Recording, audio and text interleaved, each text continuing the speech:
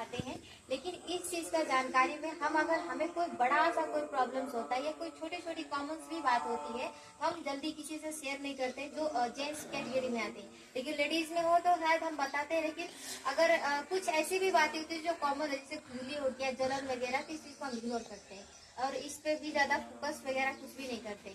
लेकिन ये धीरे धीरे हमारे शरीर को कितना बड़ा नुकसान पहुंचा देता है ये हमें को नहीं पता है। हमारा शरीर ऐसा है कि लड़कियों का शरीर लड़कों से बहुत ज्यादा डिफरेंस है।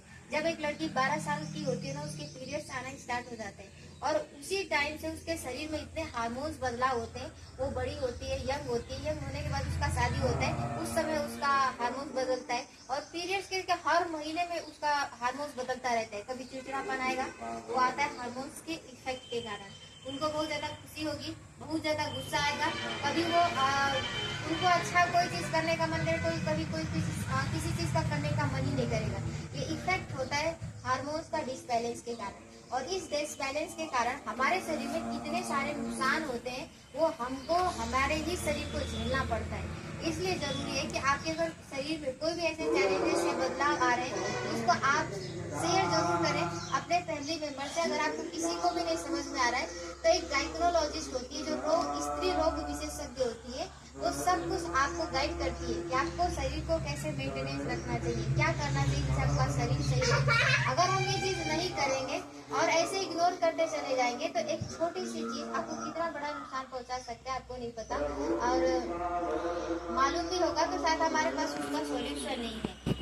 वाइट डिस्चार्ज का प्रॉब्लम अगर मैं कहूँ तो 10 में से 5 घरों में ऐसे वाइट डिस्चार्ज का प्रॉब्लम होता है। ये प्रॉब्लम सैनिटरी पैड्स की वजह से भी हो सकता है, हमारे खान पान की वजह से भी हो सकता है, यानी कि हम खाने पीने में कैसे खाना ले रहे हैं, फास्ट फूड ज्यादा खा रहे हैं या फिर पानी बहुत कम पी रहे हैं, ज्यादा मोबाइल का इस्तेमाल कर रहे हैं, नींद बहुत कम ले रहे हैं, सोशल मीडिया में बहुत ज्यादा एक्टिव रह रहे हैं, ये सारे एक्टिविटीज आपके बॉडी पे इफेक्ट करता है।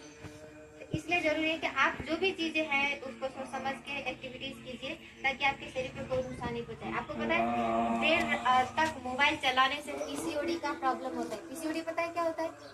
पीसीओडी, पीसीओएस, ये पॉलीसिस्टिक ओवरी सिंड्रोम होता है जो गर्भाशय में होता है। यहाँ हमारा गर्भाशय बच्चेदानी होती है, इस बच्चेदानी में जहाँ से आपका मेंस्ट्रुअल साइकिल यानी ब्लीडिंग जो चलता है वो प्रोसेस ये ऐसा ही बच्चेदानी, ये हाफ फिगर दिया हुआ है, मतलब ऐसा जैसा फिगर है सेम ऐसा बगल साइड में ही होता है। ये पूरे ये जो नली है यहाँ पे और इसके साइड में सफेद सफेद मोतियों की माला जो होती है ना, गोली टाइप का, जैसे माला लोग पहनते हैं, जैसे ये दीदी पहनते हैं, तो इनका इधर साइड में पूरा ये